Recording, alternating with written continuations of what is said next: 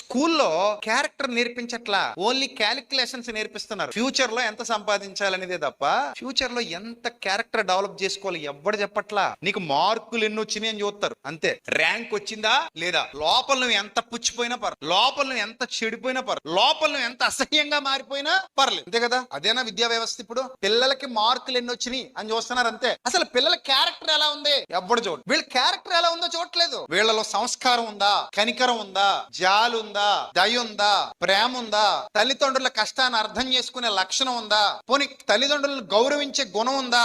ఎంతసేపు పండుకోతిల్లాగా లిప్స్టిక్లు రాసుకుని మొఖాలకు అయ్యి పూసుకుని రకరకాల బట్టలు వేసుకుని ఊరేగడం ఆడపిల్లలు నేర్చుకుంటున్నారు. ఈడేమో పెద్ద పండగ ప్యాంట్లు, సిరిపోయిన ప్యాంట్లు వేసుకుని బండి కొనిపించేసుకుని గిన్ను కోడి కటింగ్ ఒకటి వేసుకుని చక్కగా బండి మీద ఊరేగడం వీడు నేర్చుకుంటున్నాడు. ఇది తప్పితే ఓ పద్ధతి, పాడు, సంస్కారం, విధి విధానం బతుకుల్లో ఏమి కనబడదు, ఏమి కనబడదు. ఇవన్నీ ఎవరు నేర్పిస్తాడు, ఎక్కడ నేర్పిస్తారు? భౌతిక పాఠశాలల్లో, బయట పాఠశాలల్లో ఎక్కడ వాటి ఊసే లేదు. క్యారెక్టర్ గురించిన ఆలోచనే లేదు, క్యారెక్టర్ డెవలప్మెంట్ గురించిన ఆలోచనే లేదు. ఓన్లీ క్యాష్ మీద పెట్టాలి. కూటి కొరకు కోటి విద్యలు దేని కొరకు?